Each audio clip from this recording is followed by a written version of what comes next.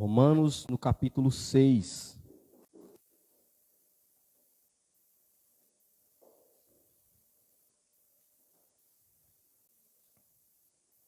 Os versos 12 e 13. Vamos ler do 11 adiante. Diz assim o verso 11. Assim também vós considerai-vos certamente mortos para o pecado, mas vivos para Deus em Cristo Jesus nosso Senhor. Não reine, portanto, o pecado em vosso corpo mortal, para lhe obedecerdes em suas concupiscências. Nem tampouco apresentei os vossos membros ao pecado por instrumento de iniquidade, mas apresentai-vos a Deus como vivos dentre os mortos, e vossos membros a Deus como instrumentos de justiça. Nós temos como base a palavra do nosso Deus para uma vida, uma transformação, e ela tem como princípio a pessoa do nosso Senhor Jesus Cristo. E Cristo deixa para nós a tua palavra, a qual nós devemos buscar, viver e ter como meta, sermos imitadores de Cristo. Então, já de antemão a pergunta: a quem você tem imitado? De fato, você tem imitado a pessoa do nosso Senhor Jesus? Paulo diz: meus irmãos, sede meus imitadores como eu sou de Cristo. Infelizmente, poucas pessoas você pode descrever que de fato tem buscado viver assim, mesmo dentro da igreja.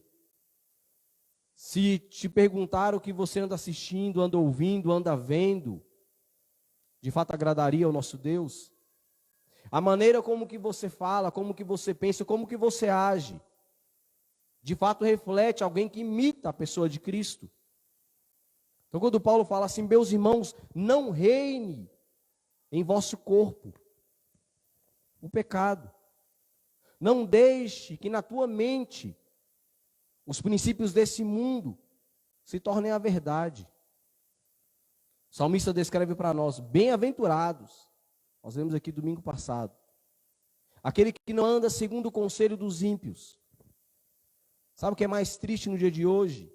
O povo se entristece mais quando a mídia fala do que de fato quando a palavra de Deus diz. Há mais medo de se pegar um Covid do que ir para o inferno. Como anda o nosso coração diante da palavra de Deus? No tocante a crer que Cristo é o nosso Senhor. Quando Paulo fala: como que você vive a tua vida segundo ao que você diz crer e professar ser Cristo o Senhor da tua vida? O quanto que você conhece de Deus? Porque dizer que você é cristão não muda nada, se a tua vida não demonstra de fato que Cristo é o teu Senhor. Você fala: pastor, mas como posso saber? Como posso saber qual é a vontade de Deus para a minha vida? Salmo 40. Abre lá comigo, por favor. O Salmo 40, somente o verso 8.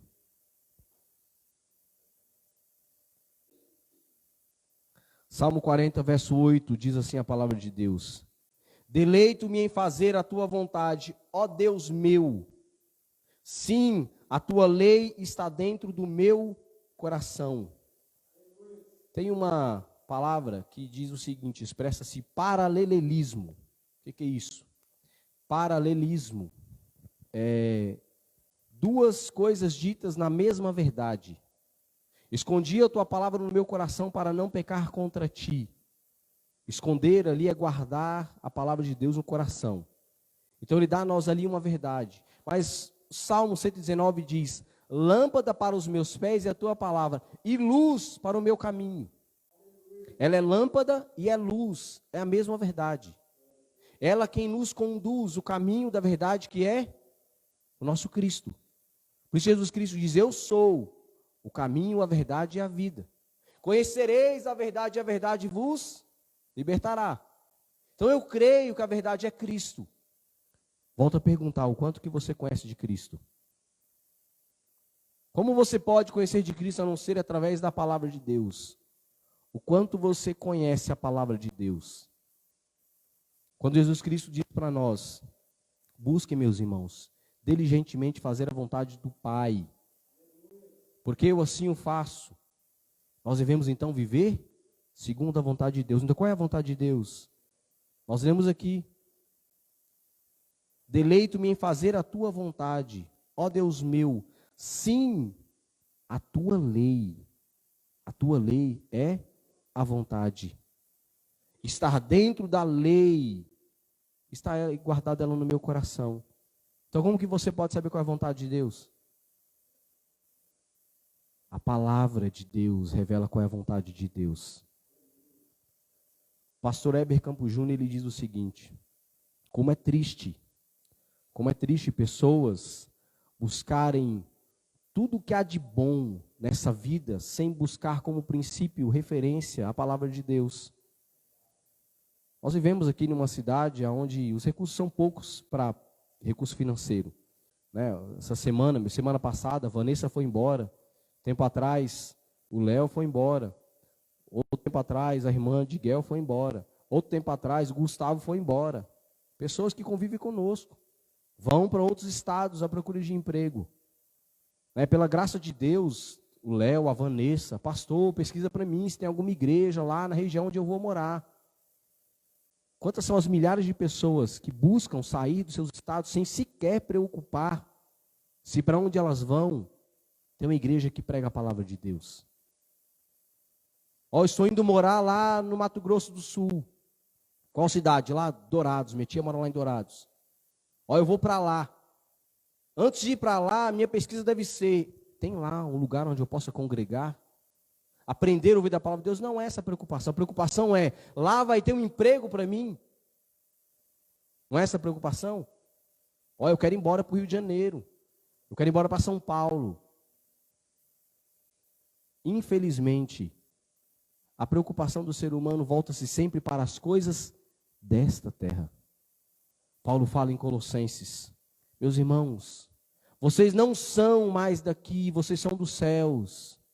Então tende a mente de vocês voltadas para aquilo que são do alto, para o que é de Deus, para o que é dos céus. O quanto nós sabemos dos céus, o quanto nós ansiamos de fato os céus.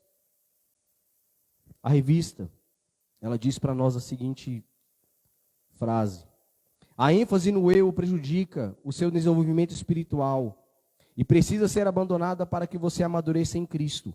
Como os demais pecados, a sua preocupação consigo mesmo deve ser continuamente substituída por um compromisso de agradar a Deus e isso transformará em bênção para a tua vida.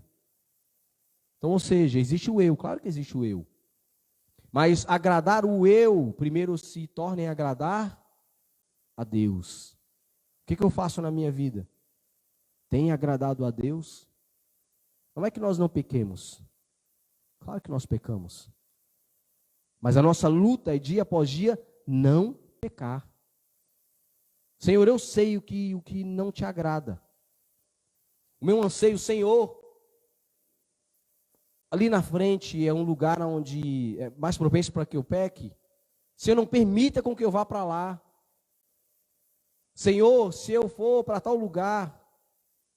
Senhor, se eu for fazer tal coisa, se eu mudar de emprego, se eu mudar de escola, aonde que é mais propenso para eu falhar? Não permita. Qual o nosso anseio de viver para a glória de Deus? Estar acima das vontades deste mundo? Mais uma vez eu digo, Paulo diz para nós: meus irmãos, não permita que em vosso corpo o pecado abunde. O pecado domine as suas vontades. Domine quem você é. A referência do capítulo 6, Paulo começa descrevendo: porventura nós vivemos no pecado? Abre lá de novo, Romanos 6. Viveremos nós no pecado para que a graça abunde? Que diremos, pois? Permaneceremos no pecado para que a graça abunde? De modo nenhum. Nós que estamos mortos para o pecado, como que viveremos ainda nele?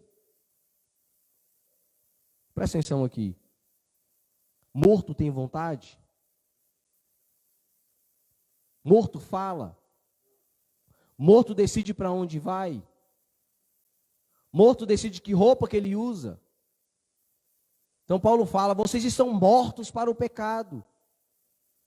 O pecado não determina o que você faz, o que você fala, como você vive. Então o teu pensamento, a tua ação deve ser segundo a vontade de Deus.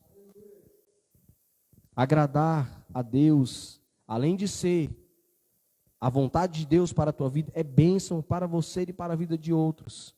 E a revista continua. Você deve obedecer a palavra de Deus em todas as situações, seja quais forem os seus sentimentos ou desejos, contentando-se com aquilo que Deus quer que você faça, disciplinando a si mesmo, com vista à vontade de Deus.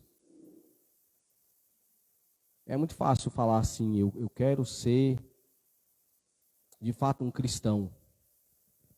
Mas tomar a decisão de fazer isso é árduo. Não é fácil. Você dizer não para o pecado todos os dias.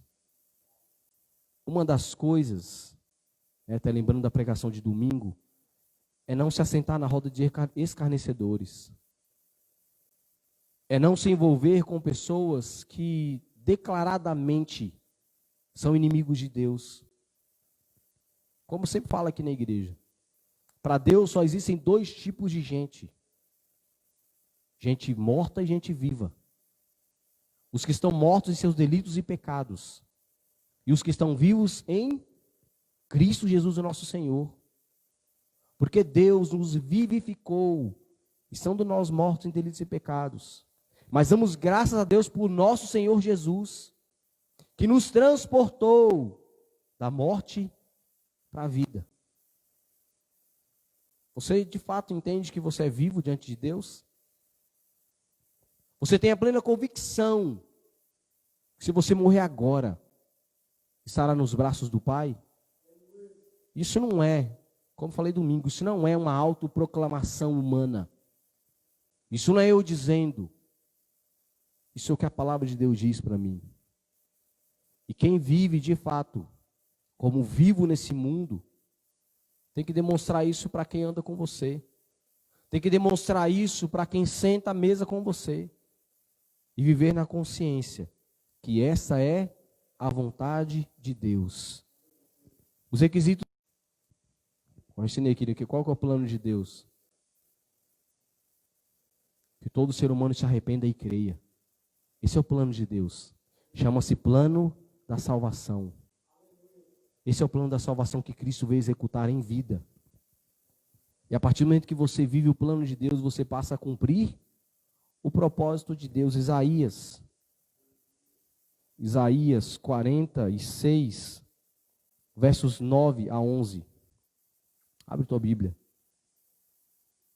Isaías 46, os versos 9 a 11. Texto bem conhecido.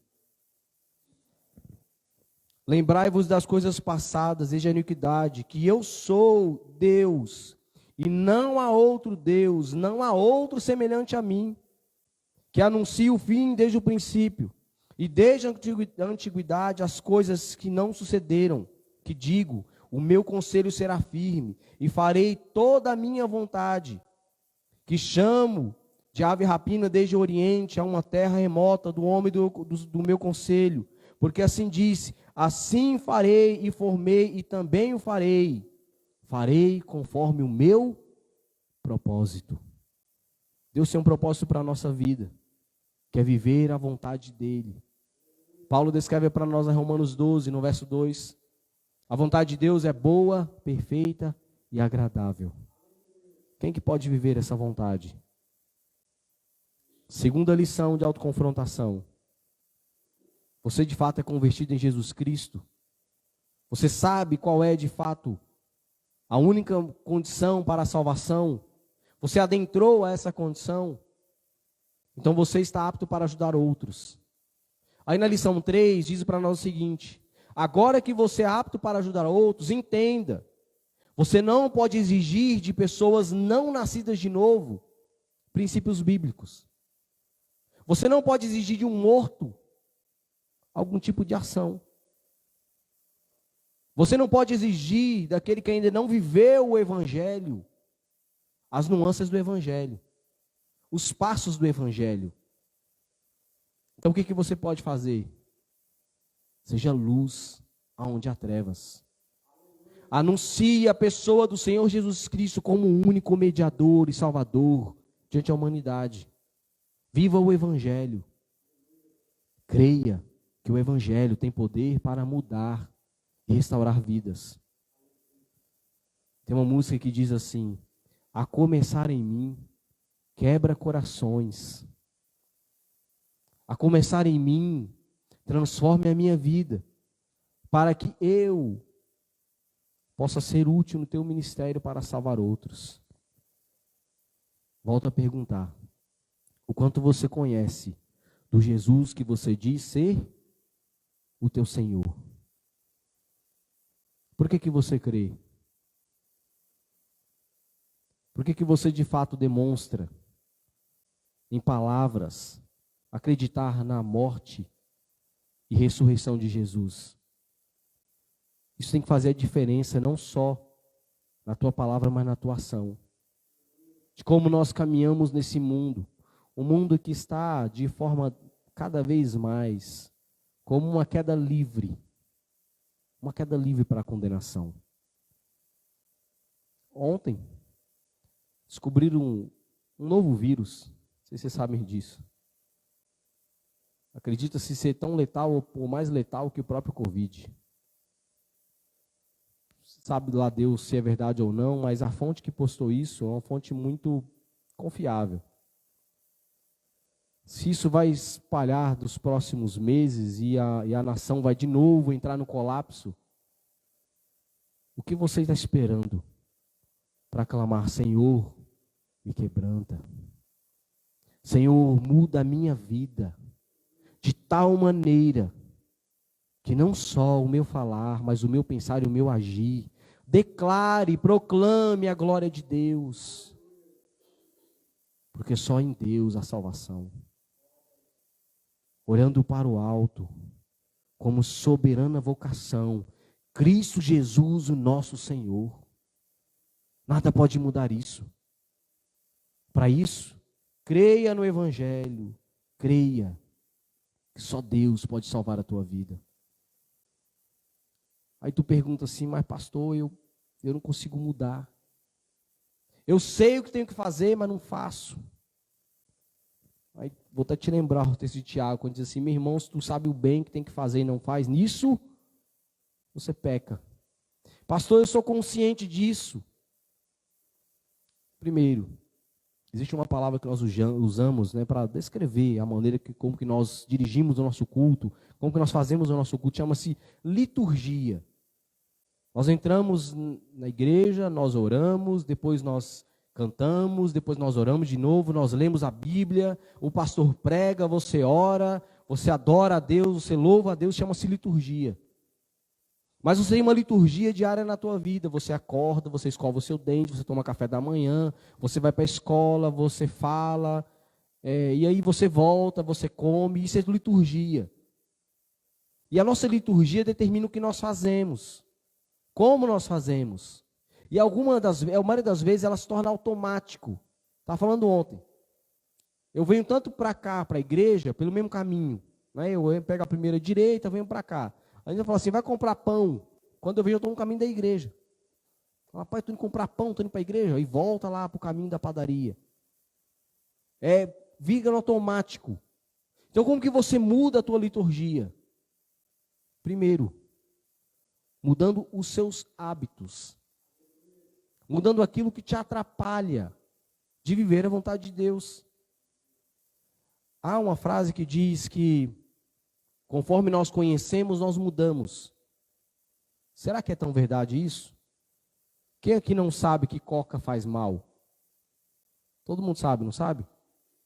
Pelo menos uma vez na tua vida você já ouviu alguma propaganda ou alguém falando, algum vídeo de que coca? Por que vocês bebem tanta coca? Não é verdade? Brasil é uma nação que mais bebe Coca-Cola. Você quer pior? O camarada que fuma. Ele está lá na carteira de cigarro dele. A foto com alguém morrendo, alguém doente, está lá. Mas ele conhece que aquilo faz mal. Então o que impede ele de mudar? Porque aquilo ele ama. Então o que muda a nossa vida não é o conhecer as coisas, é o quanto nós amamos as coisas. O que você ama, você faz. Então passe a amar outras coisas. Como que você pode fazer isso? Segundo a psicologia, leva aí de 3 a 6 meses para você mudar algum tipo de hábito. E você passa a amar aquilo conforme você o faz. O quanto você ama a Bíblia. O seu nível de amor descreve o quanto que você lê. Você lê todo dia? Não, mas eu vou para a igreja. E o pastor lê, a gente lê junto. E olha que bênção, ainda lê e ainda explica.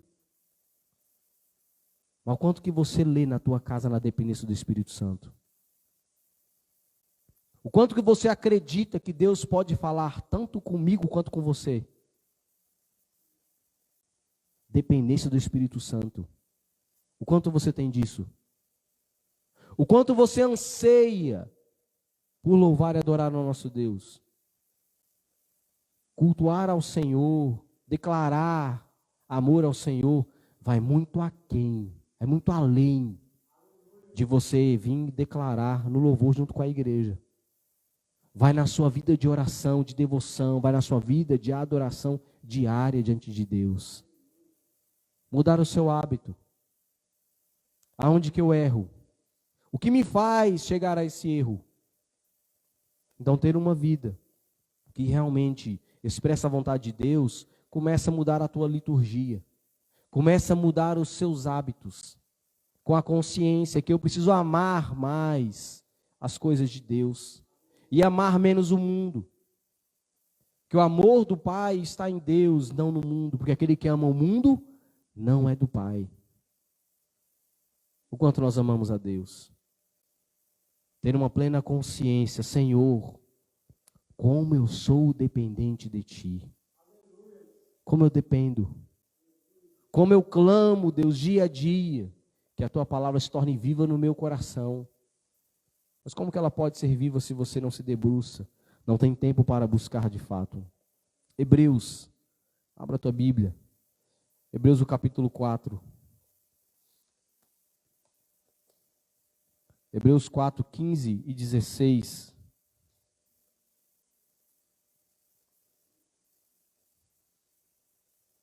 Se alguém achar aí, por favor, pode ler em voz alta. Hebreus 4, 15 a 16, diz assim a palavra de Deus. Porque não temos o sumo sacerdote que não possa compadecer-se das nossas fraquezas, porém, um como nós, que em tudo foi tentado, mas sem pecado. Cheguemos, pois, com confiança ao trono da graça, para que possamos alcançar misericórdia e achar graça, a fim de sermos ajudados no tempo oportuno. Então Deus nos dá ajuda, segundo a maneira com que nós o buscamos. Cheguemos, pois, com confiança ao trono da graça, porque é lá onde nós vamos achar refúgio, apoio, para mudar e transformar a nossa vida. Então, primeiro, entenda que você tem pecados. Reconheça o teu pecado. Pontue o teu pecado. Aonde que você falha mais? Então, confesse o teu pecado ao Senhor na certeza de que Cristo, como o Hebreus falou aqui no capítulo 15, no versículo 15, aquele que como nós foi tentado, mas sem pecado. Cristo não pecou, só Ele pode nos dar força para vencermos o pecado. Então a revista diz, confessa a Deus todo o teu pensamento pecaminoso. Comece pelo pensamento. Recorra ao auxílio divino para mudar o estilo de pensar as coisas que vêm para o teu coração. Então, o primeiro ponto é pense biblicamente. Comece a pensar segundo a palavra de Deus. Como que você faz isso? Senhor, eu confio em Ti. Confiando que a palavra de Deus, ela fala comigo a cada momento. Tem pessoas que acreditam, né, e aí, para mim, é ignorância de conhecimento da Bíblia. acha que Deus fala comigo, aí abre a Bíblia. Vou fazer aqui agora, tá? Deus fala comigo, aí abre a Bíblia. Aí o primeiro versículo que veio. Sendo, pois, Davi já velho, cheio de dias, fez Salomão seu filho. E? O que isso mudou? Além do conhecimento, saber que Davi era velho. Ouvir Deus falar é buscar intimidade com a palavra. É conhecer a palavra. Alguns de vocês que vão lembrar. Tem uns aqui que já é mais velho de igreja. Vocês lembram do negocinho que chamava caixinha de promessas? Você lembra, né? Tá velho que nem eu. Caixinha de promessa, para quem nunca ouviu falar, acho que vende até hoje isso aí, em algum lugar. Era uma caixinha, literalmente uma caixinha, que dentro dela só tinha promessas. Senhor, fala comigo. Aí abria a caixinha de promessa. O que tem lá dentro?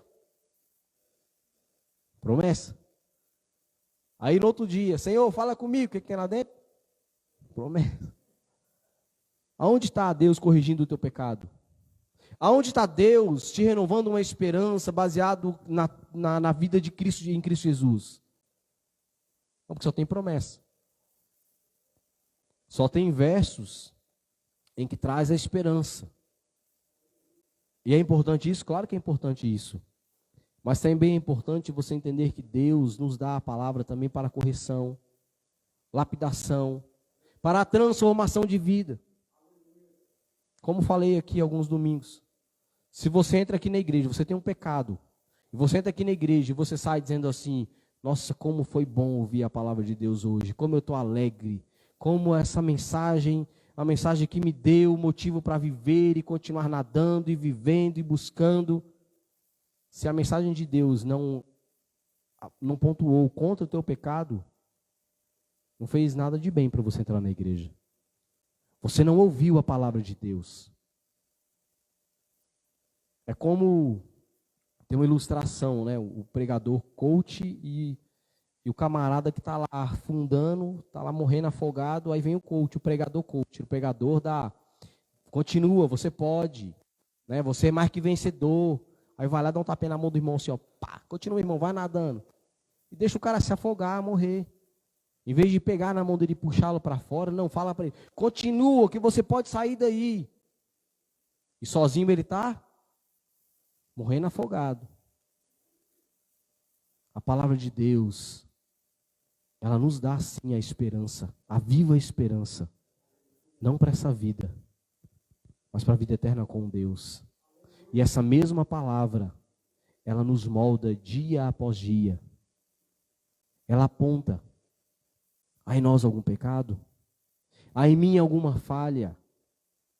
Cristo vem revelar dia após dia, através da tua palavra, o que devemos fazer e como devemos mudar, primeiramente, a nossa mente. Então, pensar biblicamente. 2 Coríntios, abre lá. 2 Coríntios, o capítulo 5, o verso 9. Segunda carta que escreveu Paulo aos Coríntios, 5:9 diz assim: pois que muito desejamos também ser-lhes agradáveis, quer presentes, quer ausentes. A revista diz: desenvolva uma vida mental, cuja ênfase seja glorificar e agradar a Deus, e ser uma bênção para outros em todas as situações. E mais uma vez eu digo, o que Paulo escreveu para nós: pois que muito desejamos também ser agradáveis, quer ainda presentes ou ausentes. Como que você pode ser agradável a Deus? Presente é fácil dizer isso, né? Como que é fácil dizer isso aqui, estando nessa vida? Por quê? É viver o Evangelho, anunciar o Evangelho. Vivos em meio de mortos, luz em meio à escuridão. Mas como que pode ser isso ausentes? Tem versão que fala, quer nesta vida ou quer na morte. Como que você pode ser agradável a Deus na morte? Na vida é vivendo, anunciando o Evangelho. Na morte, é na hora da nossa morte, é dizer como Paulo: Senhor, melhor é morrer e partir e estar com Cristo do que aqui estar. Mas aqui estou e continuo, porque nessa vida eu continuo sendo útil para o ministério. Porque quem sou eu para tirar a minha própria vida? Senhor, mas o meu querer seria partir e estar com Cristo. Quer presente, quer ausente, quer na vida, quer na morte, em tudo agrada a Deus. Uma plena convicção, nem a morte nos separa do amor de Deus que está em Cristo Jesus, o nosso Senhor. Pare de se comparar com os outros. 2 Coríntios ainda, 10, 12. 2 Coríntios 10, versículo 12 diz: porque não ousamos classificar-nos ou comparar-nos com alguns que se louvam a si mesmos, mas estes que medem a si mesmos se comparam consigo mesmos, estes sem entendimento. Então nós não buscamos comparação segundo ao homem. Nós queremos nos comparar segundo a Cristo nosso Senhor. Mais uma vez eu digo, Paulo descreve: meus irmãos, sejam meus imitadores como sou de Cristo, o nosso Senhor. Ele é de fato o Senhor da tua vida. O mundo tem oferecido tantas coisas que talvez descreva para você e para tantos outros uma vida feliz. Uma vida de prazeres. Uma vida em que a alegria contente-se no ter dinheiro, no ter poder, no ter pessoas te bajulando. O que mais? Enquanto Deus escreve para nós que se a nossa alegria não está em Cristo, nós não temos alegria. Não há alegria fora da pessoa do nosso Senhor Jesus. Não há outro meio de alcançar felicidade que não seja primeiro a felicidade com Deus. Como que você pode ser feliz com Deus? Entregue a tua vida a Ele, de uma maneira sincera. Voltando ao que eu sempre digo aqui, o que é ser sincero? Antigamente vendia-se vasos feitos, hoje também vende vaso feito à mão, e quando assava o vaso, quando o barro tinha algum defeito, apareciam alguns trincados. Então as pessoas, para não perder o vaso, não perder a venda, polia com uma cera da cor do vaso. Então era um vaso com cera, vaso sincero, ou vaso encerado. Então as pessoas, ao descobrirem isso, que com o tempo a cera acaba, o trincado aparecia. Então começaram a comprar vasos dizendo: eu quero vaso sem cera, vaso sincero, vaso que não tem máscara, vaso que não tenta mostrar algo que não é. Então chega diante de Deus com todas as suas rachaduras, com todas as tuas falhas. Diga assim: Senhor, mais do que eu, o Senhor me conhece. Porque antes de eu pensar ou falar, o Senhor já sabe. Então, ó Deus, transforme a minha vida de uma pessoa morta para alguém vivo. Viva em Cristo Jesus, o Senhor. Procure lembrar de como você pode abençoar aos outros, começando com aqueles contra os quais você costuma pecar ou demonstrar falhas. Pensamento bíblico. Como posso realmente mudar? Como que posso fazer isso de uma forma tangível, palpável? Que as pessoas saibam. Começa a mudar dentro de casa. Começa a mudar dentro dos que estão próximos diante de você. O que você falava, como você tratava sua mãe, seu pai, seu irmão, sua tia.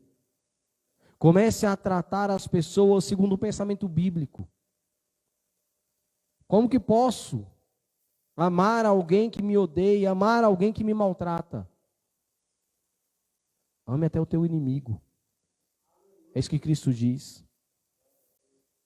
Porque você ama teu irmão, faz bem. Porque também os fariseus o fazem.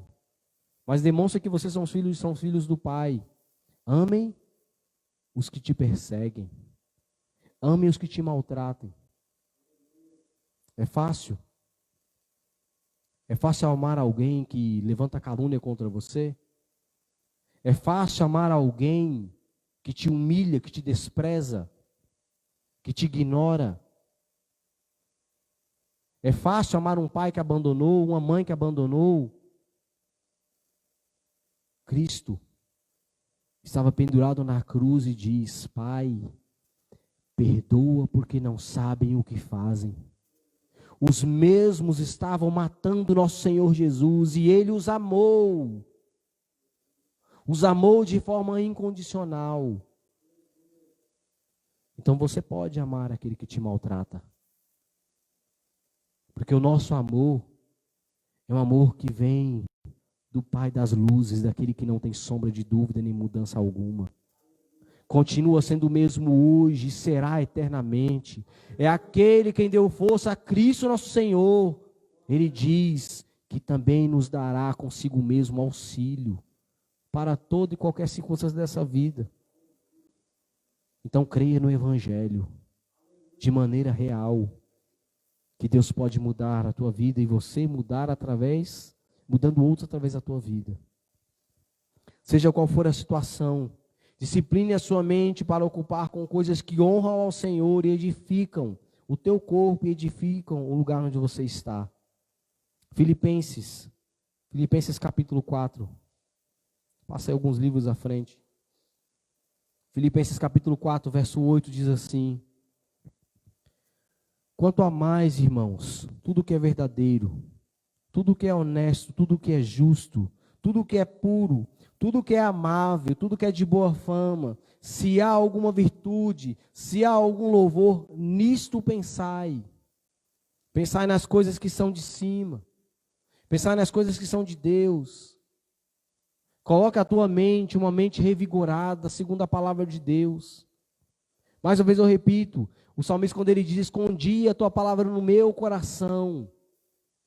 Ou versões diz assim, guardei a tua palavra no meu coração. Guardar, de fato, significa, eu guardo para saber onde está. Eu guardo minha carteira no bolso de trás, porque eu sei onde ela está guardada. Quando precisar, está ao meu alcance, eu guardei. Eu guardo a palavra de Deus no meu coração, na minha mente, para não pecar contra o próprio Deus. Para estar apto a responder qualquer que for a questão que vier à minha vida. 2 Timóteo, Paulo diz, meu irmão, que você seja um obreiro, uma pessoa apta, alguém que maneja bem a palavra de Deus, alguém que sabe o que falar, segundo a palavra de Deus. Então, primeiro princípio, pense biblicamente. E para você pensar biblicamente, guarde a palavra de Deus na tua vida. Medite a palavra do Senhor de dia e de noite. Reconheça que Deus lhe concedeu, como crente, no mínimo um dom espiritual. E o dom espiritual, a qual Deus exige que todos nós vivamos, é o fruto digno de arrependimento. Alguém que sabe, Senhor, eu era, não sou mais. E agora eu vivo como uma nova pessoa em Cristo Jesus. E segundo princípio, fale biblicamente. Verifique se o seu falar seja verdadeiro, edificante e transmita graça àqueles que ouvem. Em vez de ser ultrajante ou de não edificar quem está ao seu redor, você deve não murmurar e nem reclamar em qualquer circunstância, mas seja alguém grato a Deus. Tem uma frase que diz assim, agradece que cresce. Seja grato a Deus, que Deus há de te dar muito mais.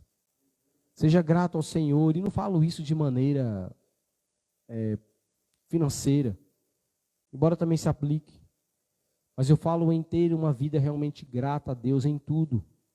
Você vai ser feliz em qualquer circunstância. Como Paulo diz, sei estar contente com fome, farto, sei estar contente com frio, aquecido, sei estar contente preso ou livre, porque posso todas as coisas em Cristo, aquele que me fortalece. O que você pode todas as coisas? Você pode viver contente e alegre em toda e qualquer circunstância. Aconteceu uma tragédia, acho que em 2010 ou 2011, eu não me lembro agora. E aí um pastor coreano, ele gritou assim: onde está Deus?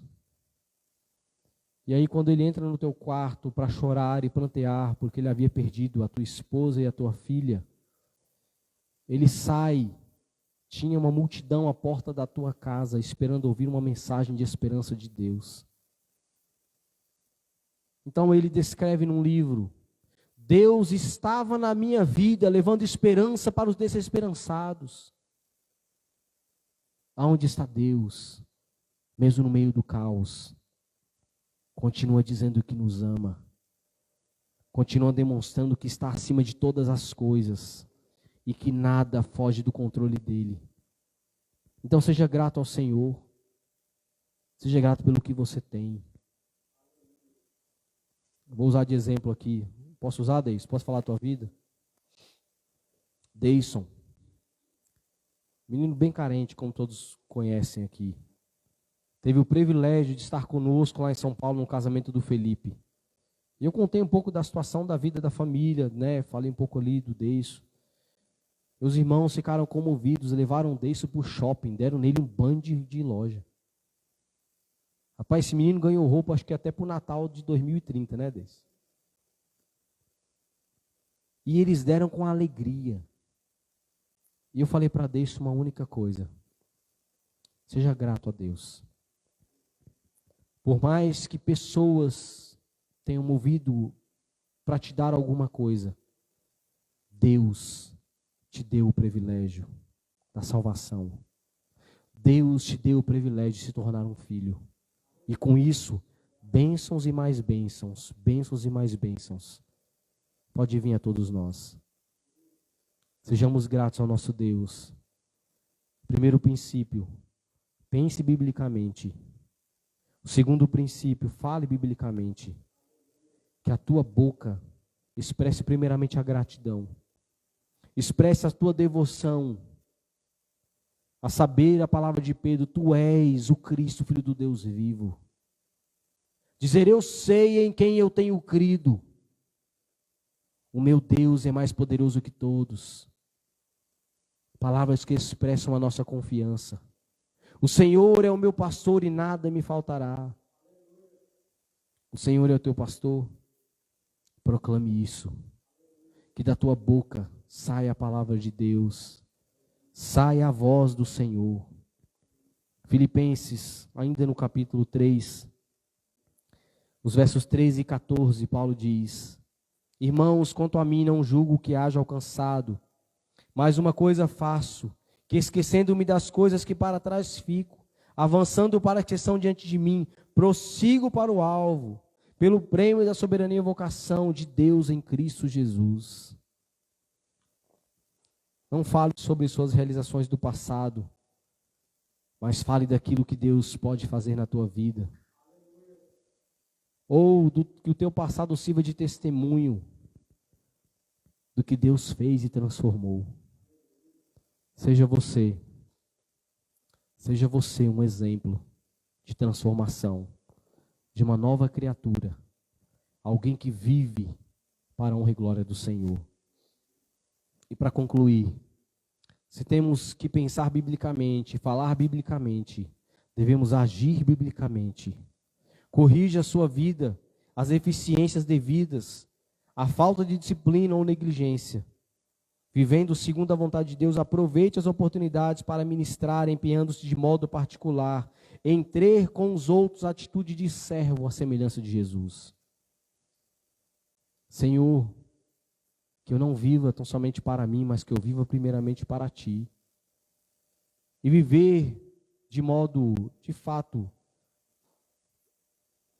sincero diante do Senhor, é sabendo que estamos nesse mundo para refletir a glória de Deus. Aquilo que Deus deu para mim, é também para dar ao próximo, a começar a salvação. Paulo também diz: exerçam a sua salvação. Ponham em prática a tua salvação. Não viva de maneira que você fale uma coisa e no agir seja outra. Então volto a perguntar. Você imita Cristo? Ou você tem imitado o mundo? Sai um corte de cabelo. Foi o Ronaldinho, né, que fez um trem feio na Copa de 2010, se eu não me engano. Ele fez um negócio, colocou um rato na cabeça aqui. 2002. Ele deixou só um tufo de cabelo aqui, ó. Mas eu ficava, meu Deus do céu, como é que esses meninos é brega desse jeito? Aí, né, e aí vai, e a moda vai, aí mudou. Aí começou o risquinho aqui do lado. Aí depois começou com o risquinho na sobrancelha. Aí começou, e aí você fica... Acho que se um homem de verdade, dos anos 80, 70, olhasse hoje um rapaz assim, com seus 25, 30 anos, rapaz, acho que ele matava no tapa. Por quê? Pessoas que têm buscado segundo a moda do mundo. A moda do mundo. A nossa aparência é óbvio, a gente não pode se comparar com a aparência de Cristo. Tem até um verso, Jesus Cristo diz, né? Se nem Salomão, com toda a tua glória, chegasse aqui hoje, imagina, 3.000, 4.000 anos atrás, Salomão, vestido como rei, entrar aqui hoje, todo mundo ou ia achar que era uma peça, não, é um teatro, só pode. E ele andando na rua, o povo está doido. Então nem Salomão, com a tua roupa majestosa, ele teria para nós algum louvor. Mas diferente das coisas de Deus, não é? O lírio, as flores, da mesma época de Adão, ou muito mais atrás, você coloca aqui hoje, continua sendo, mas nós temos que ter sabedoria. Temos que ter sabedoria. Não buscar viver segundo o padrão do mundo, mas segundo a vontade de Deus. Quer na maneira de pensar, na maneira de falar, também na maneira de agir. Como temos agido diante do Senhor. Mostre a sabedoria de Deus em suas ações, sendo puro, pacífico, indulgente, tratável, disposto a ceder, cheio de misericórdia e bons frutos, imparcial e sem fingimento. Pratique a mordomia bíblica para honrar ao Senhor e ser bênção na vida de outros. Tenho 3 filhos, 3 personalidades totalmente diferentes. Tem uma que se você briga, pronto, acabou. Você esquece, que ela fecha a cara. Você só vai lembrar, só vai poder falar de novo com ela quando ela esquecer daquilo. Mas eu faço da minha maneira, eu corrijo. Tem outra que você briga, chora. É como se você tivesse arrancado um pedaço. Tem o outro que não sabe se pede desculpa, se vai lá tentar corrigir o erro. Cada um é de uma maneira. Mas Deus diz que todos nós, mesmo com nossas peculiaridades, nossas falhas, nós temos a quem recorrer, que é o nosso Senhor Jesus. Que há de se comparar qualquer falha, como falei aqui, de adolescentes, dada a falha que o ser humano vive, que é viver na ira de Deus. Paulo diz para nós, porque todos pecaram, estão separados. Um ser humano que vive uma falha mortal, que só pode ser restaurada na pessoa de Cristo. E para aquele que foi restaurado na pessoa de Jesus, deve imitar ao nosso Jesus. E para isso comece pensando biblicamente, comece falando biblicamente e agindo biblicamente, para que a pessoa do nosso Senhor Jesus seja o reflexo da nossa vida. Seja claro a expressão da salvação. Que Deus abençoe cada um de vocês em nome de Jesus.